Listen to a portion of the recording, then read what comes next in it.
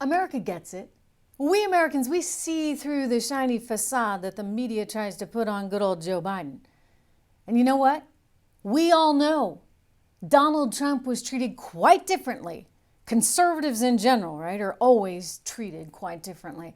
I've got the results of a brand new poll that I'm really looking forward to sharing with you. We're going to talk about all that. Meanwhile, wow, even Jeff Bezos, from the Washington Post and Amazon, even he's calling out this administration for its misinformation. Jeff Bezos posting that Biden has gone way too far with his whole, inflation thing, blaming it now on, corporations. I mean, Bezos is calling this out as a source of misinformation, and I can't wait to show you what he's saying. We're going to get into all that, plus news out on Netflix today that we got to discuss. It's very clear, you go woke, you go broke, right? The streaming service finally seeming to realize that, you can't let the inmates run the asylum. I've got some details on the new memo that the company is sending out, telling employees effectively, like, if you guys don't like it, there's the door. So, big deal, and hopefully this starts to indicate maybe a bit of a change. We'll see. Also coming up, even the former head of the Federal Reserve, Ben Bernanke, is calling out the Federal Reserve now for its dumb policy that led us to all this inflation. I mean, he's a little more polite than that. Doesn't quite say dumb, but he does have some choice words. I'm going to share that with you. Suffice it to say, the Fed really screwed up big time, and we're going to pay the price because it has to overreact now. Hello, everyone. Welcome back to the Trish Regan Show. It's so good to have you here as always. I'm Trish. Portions of the program are brought to you in part by Legacy Precious Metals. There has never been a better time to invest in precious metals than now. So go to legacypminvestments.com again for more. Legacypminvestments.com. They've got a great guide you can download. All right, I want to turn to this poll that just came out. Americans, as I said, they get it, we get it. We've got a newly released poll that shows the American people really see through the media, and they see through how the media treats President Joe Biden, effectively with kid gloves, right, compared to how they treated former President Donald Trump. According to Rasmussen reports, the majority of Americans say, and I quote, the media does not question President Joe Biden as aggressively as they questioned former President Donald Trump. 54% of likely U.S. voters believe the news media are less aggressive in questioning Biden than they were Trump.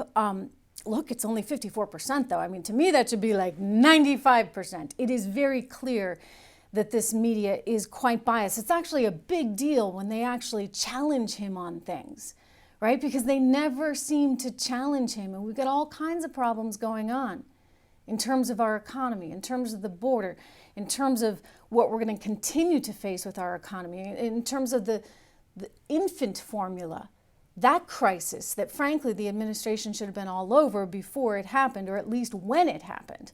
Anyway, it seems that most Americans are wise to that. And it's important that we are, right? Because you have to be able to vote for the candidate that's going to offer the best opportunity in November, and also again in 2024. And if everyday Americans can see through the media's you-know-what, then I think that that's going to make a real difference. You know who else kind of sees through it? And this is sort of funny because you think about Jeff Bezos being much more sort of in step with the liberal left, given that he owns and runs, he owns Washington Post. Anyway, he's out there. He's stepping up his criticism of the Biden administration on Twitter. This is pretty good. He's got a new one out I'm going to share with you. But what I loved was what he put out on Friday as we went into the weekend. This thing was epic. Epic. On Friday, Jeff Bezos called out President Biden over a tweet in which Biden said that taxing wealthy corporations could actually help lower inflation. Okay, that's just wrong, right? It's just wrong because think about it for 2 seconds. If you tax corporations more, they still need to deliver to their shareholders. Therefore, they're just going to raise prices even more. So that actually really doesn't make any sense. He said, and I quote, "You want to bring down inflation? Let's make sure the wealthiest corporations pay their fair share." This was on May 13th. And Bezos then retweeted it with some info of his own, urging, sort of urging the disinformation board to review that one, right? He said, quote, "Raising corporate taxes is fine to discuss. Taming inflation is critical, discuss. Mushing them together is just misdirection. In other words, where's the government disinformation board, that ministry of truth, as we like to call it? Where are they when you need it? Oh, wait a second, they can't actually help in this case because you see the government itself is the source of the misinformation. You know, it's really shocking and offensive that they came forward with that government disinformation board and then continue on their own to spout total, utter nonsense. Bezos also added this tweet, and I quote here, "In fact, the administration tried hard to inject even more stimulus into an already overheated inflationary economy. And only Manchin," remember Joe Manchin, West Virginia, "saved them from themselves. Inflation is a regressive tax that most hurts the least affluent. Misdirection doesn't help the country." Amen. Amen. It is not often that I find myself in total agreement with Jeff Bezos, but on this one, gosh, he is absolutely, positively spot on. It is misdirection. It is misinformation. And for the Biden administration to sit there and try and play a blame game and say, oh, it's corporations' fault, it's capitalism's fault, it's the success of American corporations' fault that we have inflation, it's bizarre, it's wrong, and it's really showing you how desperate they are, right? These are, frankly, politically pathetic individuals that will stoop to whatever they got to stoop to try and convince you, oh, it's not our fault, it's not our fault. Joe Biden had nothing to do with this, when he had everything to do with it. As Jeff Bezos said, you think about all the money they were trying to pump into this economy, all the money they'd still be trying to pump into this economy if they could.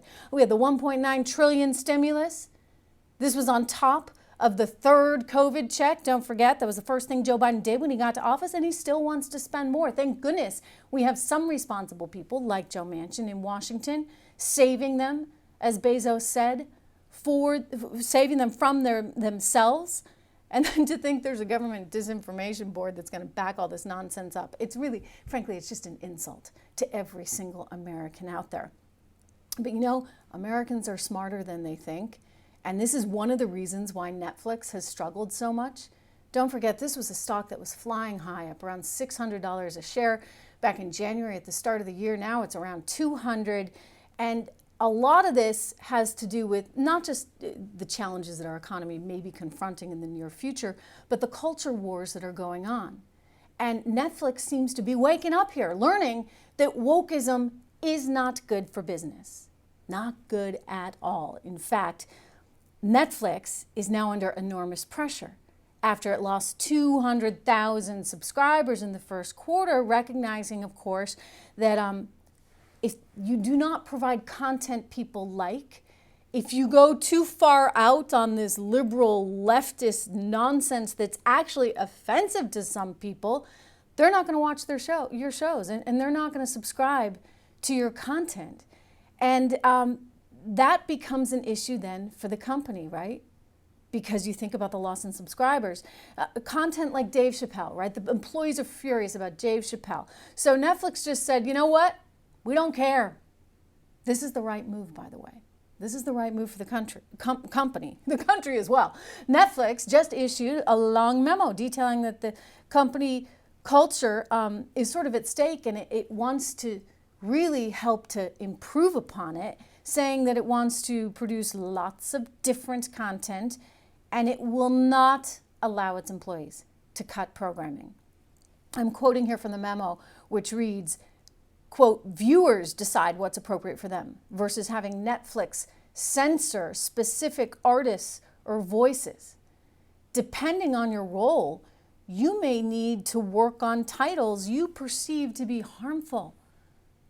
If you'd find it hard to support our content breadth, Netflix may not be the best place for you." Finally, finally. I mean, it's just gotten so darn sort of silly, right? You look at the situation Disney finds itself in now, because these employees are just going nuts because they've got their political agendas that they want to advance, and the company is too afraid to stand up to them. and too afraid to stand up to the PC police. This was all, of course, over Dave Chappelle's stand-up comedy special last year. Employees were really angry, and you know what? Netflix is doing the right thing here. It's saying, okay, enough, right? I want to tell you about an organization that's also doing the right thing. Because it shouldn't take a stock getting cut from $600 to $200 to figure out that the woke police are really bad for business, right? There's a lot of intimidation going on in this country right now that is not just bad for business, but bad for America.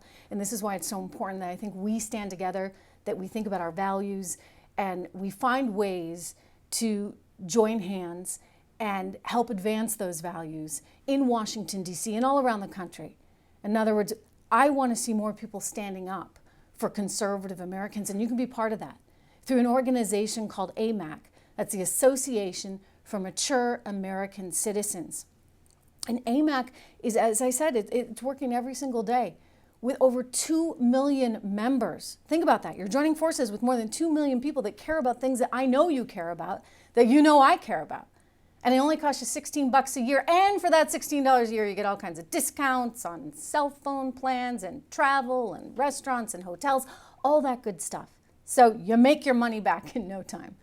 And you join forces with people that care about all the things that I know you care about. We have a lot of work to do right now to preserve the good things about America. And there's a lot that can and should be done. So it's an important time, and I want you to join me over at AMAC, the Association of Mature American Citizens. The URL for membership there is amac.us/Regan. My last name, R-E-G-A-N, amac.us/REGAN, Regan. You can join, as I said, just $16 a year, and you're doing your part to help advance causes that I know you care about. So again, go to amac.us/Regan. You can get a membership there or renew your membership. Don't forget to renew your membership. Go check that out. It's really important right now. All right, I want to turn to our fragile economy. Fragile, yeah, that's how I describe it. I mean, considering the decline we saw in the first quarter, considering all this inflation, considering that the Federal Reserve is working overtime to increase interest rates now when it should have been all along, for goodness sakes, turning off the spigot, right? It just kept all the money flowing for way too long. You know, I'm like a broken record. I've been on this show for the last year and a half saying, please, Federal Reserve, do not do this, but they did. Well, now finally the former head of the Federal Reserve, Ben Bernanke, is out doing kind of the unthinkable for a former head of the Federal Reserve. He's criticizing the current Fed. He's speaking truth about the current board of Federal Reserve governors. He sat down for an interview with CNBC. He's got a new book out, so that helps. And he said when he was asked about, whether this was really the right policy and was asked about addressing inflation, which, don't forget, mysteriously, for some reason, the Fed kept telling us, it's transitory. Janet Yellen over at the Treasury Department, it's just transitory. Joe Biden, transitory. I mean, how many times did we have to hear that? And I kept saying, you know what, guys, it's not transitory. It's not, because this stuff gets baked in. And we have this much money printing. I understand you wanted to save things. You did what you had to do in any given time, right? Back in March 2020, the Fed did what was needed. I won't criticize it for that. But then do you really need to keep printing and printing and printing and leaving rates at a historic low when you've got evidence of all kinds of inflation? They excused it.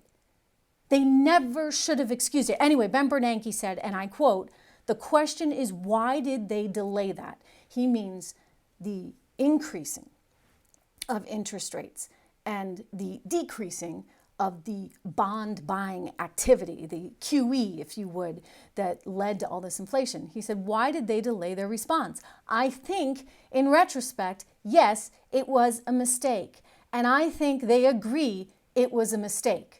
Okay, this is a big deal from a Fed governor, or not just a governor, but head of the FOMC. It's a big deal because you know how they speak in code. Greenspan was great at that. Bernanke also continued, Janet Yellen too.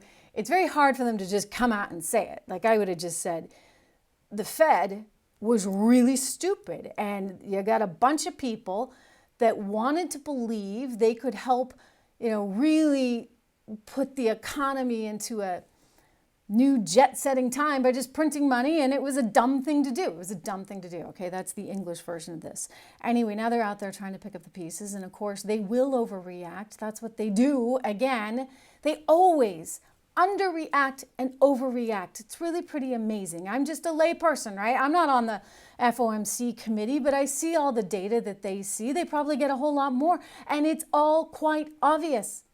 We had an inflation problem. Now it's manifested itself into something that's going to be really problematic. And we could be very well facing stagflation. Stagflation's like that nightmare scenario where you've got inflation, the cost of goods and services continuing to go up while the economy slows, right? So that's never ideal. But you know what? It is very much a real threat right now. It's a real threat, and I want you to be prepared for yourself, for your family, in terms of your own personal finances. So you got to be pragmatic, you got to be proactive, you got to do something to make sure that you're shoring up your finances for this new inflationary period as we go forward. You know, debt is only going to get more expensive. You've seen the yield on the 10-year Treasury note, right, which is what mortgages are based off of. It keeps going up, which is why it's so important to make some time to think about where your mortgage is. You can get a free mortgage review from American Financing, America's home for home loans. It's a 10-minute call. You're going to learn about custom loan programs that can help you spend less money on interest. The team over there, great team, by the way, they've been in this business for so long, and they're a wonderful sponsor of this show. So I want you to take them seriously if you're thinking about refinancing your home right now or doing a cash out refinance, whatever it may be. They can help you pay off debt faster, which does matter, right? In other words, if you get a bunch of credit card loans and those credit card loan rates are resetting, you want to really be aware of all this. It could save you thousands of dollars in monthly savings. It could save you tens of thousands of dollars long term. So think about how much that can help. Then pick up the phone to learn more. There's no pressure, there's no obligation, there's no upfront or hidden fees. And if you start soon, guess what? You could skip 2 mortgage payments. And they could maybe help you close in as fast as 10 days. But you need to go to American Financing. Again, great firm. 1-888-504-0547. Again, that's 1-888-504-0507. Or visit americanfinancing.net. NMLS 182343, NMLSconsumeraccess.org. Important stuff. You got to get ready for your future, right? I want to just take a moment to look at the volatility that we've been seeing in the markets. I don't think this is going away necessarily anytime soon. I think we need more transparency in terms of our economy, in terms of earnings. Where are these corporations going to be reporting, given that the cost of capital is so much higher thanks to the Federal Reserve messing it up with its dumb moves and not moving earlier on, right? As I said, Ben Bernanke now even admits, though not exactly. It's always Fed speak, always Fed speak. Anyway, one of the reasons that we're seeing some of these challenges in the market today, as I said, is tied to concerns about our economy, but also China's economy. I mean, given the constant shutdowns we've been seeing over there, we are very interdependent, and a new report showing a 2-year high in the jobless rate in China is actually starting to weigh on investors here in terms of what is the clarity that we have for U.S. corporate earnings when they are dependent either on that market overseas or perhaps on parts and services that they're getting from China. China's U.S. businesses are expected to see some challenges, but I do want to point something out. I want to point this out because you know I'm not all doom and gloom. You know I'm in this for the long haul, as I hope you are.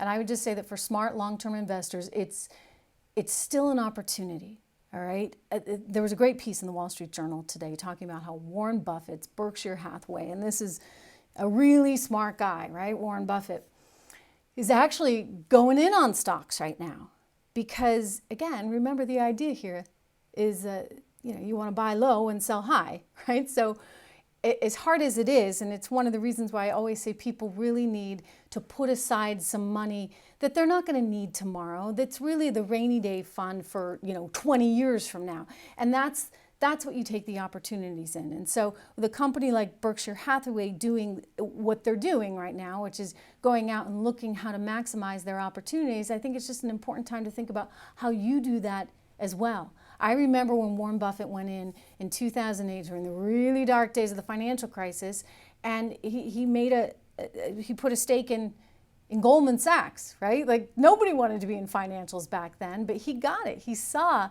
that that financial sector was so beaten down and seemed like was so doomed, but that it was bound to eventually recover. And so the point is, I guess, that there's always a light at the end of the tunnel, and you want to look towards that light, provided, of course, that you have the time horizon. I want to thank you all for being here. It means so much to me. I love seeing you over on my locals platform. TrishRegan.locals.com is the website, TrishRegan.locals.com. You can, of course, find me as well at TrishIntel.com. We have all the latest news and information for you there on my website, TrishIntel.com. And while you're at it, go check out the store, TrishRegan.store. All our favorite freedom-loving American things there in the Trish Regan store, TrishRegan.store. And I'll see you right back here tomorrow. Have a good one.